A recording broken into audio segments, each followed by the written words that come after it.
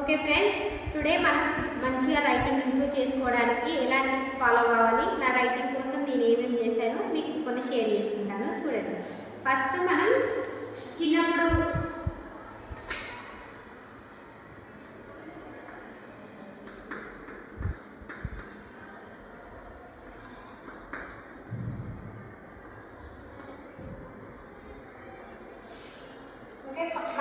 ఇలా నేను రాసేటప్పుడు డైరెక్ట్ రాస్తున్నాను కదా.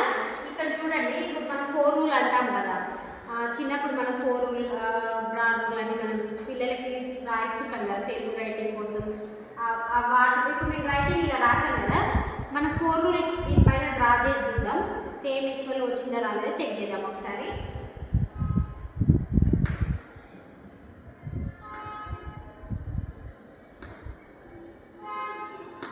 ఓకే ఫ్రెండ్స్, 4 రూల్లో రాసినట్టే సేమ్ యాజ్ ఇట్ ఈజ్ వచ్చింది. అంటే నేను 4 రూల్ ఫాలో కాలేదు, లైన్స్ పైన రాయకుండా అలానే రాసినట్టు వచ్చింది.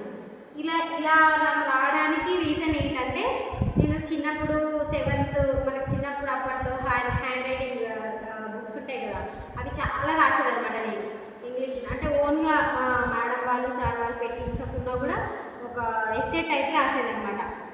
ఇప్పుడు ఒక ఇంగ్లీష్ బుక్ తీసుకొని దాంట్లో ఒక ప్యాసేజ్ తీసుకొని రాసుకుంటూ కూర్చునేది ఖాళీ టైంలో. నెక్స్ట్ తెలుగు అయినా అంతే, హిందీ అయినా అంతే. నాకు అందుకే ఈ రైటింగ్ బాగా ఇంప్రూవ్ అయింది, నాకు ఇష్టం రాయడం. సో మీరు కూడా అలా ఇంప్రూవ్ చేయాలని మీ పిల్లలకి, చిన్న పిల్లలు ఉంటారు కదా, మనం ఎలాగో పెద్దగా అయిపోయినాం, అంత ఓపిక ఉండదు. ఇప్పుడు ఉంటే ఓకే ట్రై చేయొచ్చు.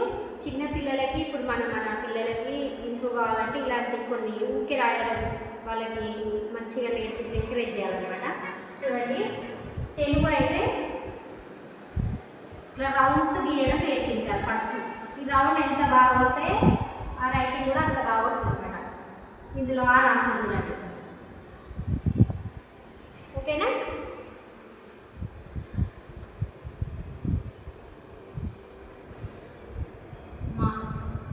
ఇట్లా ఓకేనా? ఈ ఐలా అంతే, ఇట్లా రౌండ్గా వస్తుంది.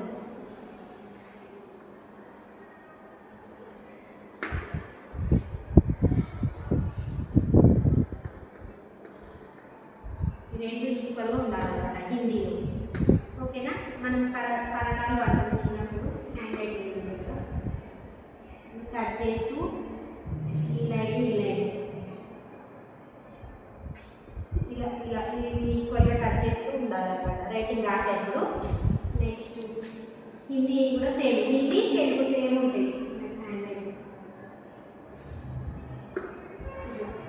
ఇది ఈక్వల్గా ఏ వర్డ్స్ వస్తుంది. ఇంగ్లీష్ ఏమో కొన్ని 4 రూల్ ఉంటుంది కదా, ఫాలో అయ్యాం మనం.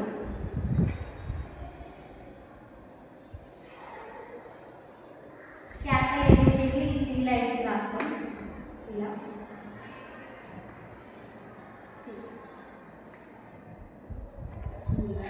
క్యాపిటల్స్ అన్ని ఈ 3 లైన్స్కి టచ్ అయ్యేటట్టు రాస్తాము. నెక్స్ట్ స్మాల్ అన్ని ఈ 2 లైన్స్ మధ్యలో రాస్తాము.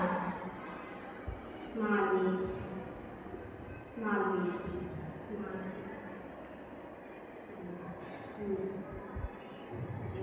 సి, జీ కింది లైన్ వస్తుంది. వై కూడా ఓకే, కొన్ని కిందికి వస్తుంది చూసుకోవాలి రెండు లెటర్స్. ఓకే, ఇలా ప్రాక్టీస్ చేసినాం అనుకోండి, ఏ సెంటెన్స్ అయినా సరే స్పీడ్గా రాసేటప్పుడు కూడా మనం ఇలా గీస్తే మనకు లైన్స్ రబ్ చేసినా కూడా ఉన్నా లేకున్నా లైన్స్ లేకుండా ఉన్నట్టుగానే వచ్చేస్తుంది మనకి రైటింగ్ ఈజీగా. ఏదైనా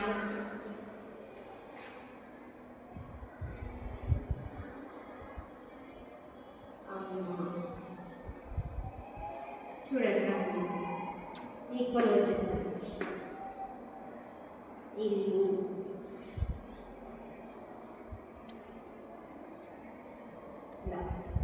ఈగ,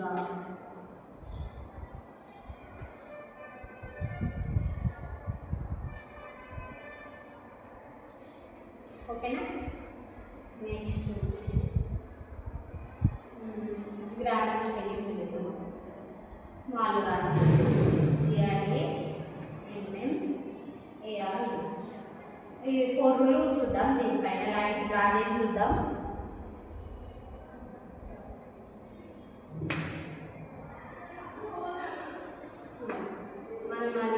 లైన్స్ లేకుండా ఈక్వల్గా రాస్తే మనకు వచ్చేస్తుంది అన్నమాట. Capital G.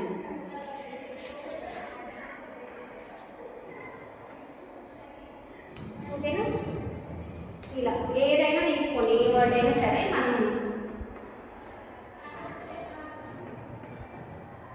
అలా వెళ్ళిపోతాం అన్నమాట. క్యాపిటల్స్ అన్నప్పుడు 5 లైన్స్కి, నెక్స్ట్ స్మాల్స్ అన్నప్పుడు మిడిల్ 2 లైన్స్కి ఈక్వల్గా కలిసి అవుతూ వస్తాయి. ఇలా రైటింగ్ వచ్చేస్తుంది అన్నమాట. ఏ రైటింగ్ అయినా తీసుకోండి. వీర భారత్ మహానది.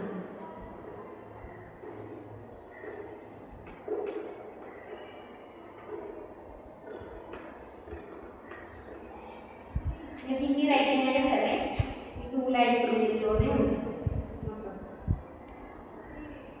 ఓకేనా? ఏదైనా తీసుకోండి, మీ ఇష్టం. ఇంకా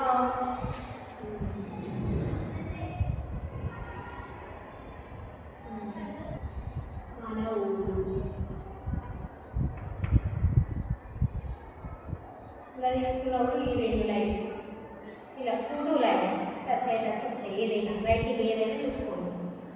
మన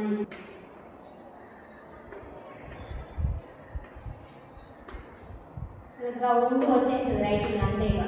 మనకు అసలు 4 రూలు, డబల్ రూల్ ఇవన్నీ అవసరం లేదు. సో నాకు ఇవన్నీ ఎలా వచ్చేసినాయి అంటే చిన్నప్పుడు రైటింగ్ అంటే మనకి హ్యాండ్ రైటింగ్ బుక్స్ ఉంటాయి కదా, అవి చాలా రాసేది అనమాట. నేనైతే అదే ఫాలో అయినా. నాకు ఇంగ్లీష్ రైటింగ్ బాగా రావడానికి మొత్తం పేజెస్ నోట్సెస్ అన్నీ అయిపోగొట్టేది అనమాట. టీచరే రావాలి పెట్టించాలి ఆ రోజు అనేది చూడకపోయేది, రాసుకుంటూ పోయేది. ఇట్లా ఈక్వల్గా అన్ని రైటింగ్ అయితే చాలా బాగా ఇంప్రూవ్ అవుతుంది, అది ఫాలో అయింది. నెక్స్ట్ టైం పాస్కి మీరు ఖాళీ ఉన్నప్పుడు లైన్స్ స్ట్రైట్ ఇలా గీయడం. నెక్స్ట్ ఇలా ఇక్కడ ఈక్వల్గా ఎంత ఉంది ఇక్కడ అంతే రావాలి, అట్లా వచ్చేలా చూసుకోవాలి. స్పేస్ ఇలా రౌండ్స్ గీయడం. మన చిన్నపిల్లల నోట్సెస్ అంటే అప్పట్లో మనకు లేవు, కానీ ఇప్పుడు అబ్జర్వ్ చేస్తే ఇలాంటి cross lines, straight lines, circles ఇలా వస్తున్నాయి చిన్నపిల్లలకి ఇంప్రూవ్ కావడానికి. సో మనం కూడా ఇంటికి వచ్చిన తర్వాత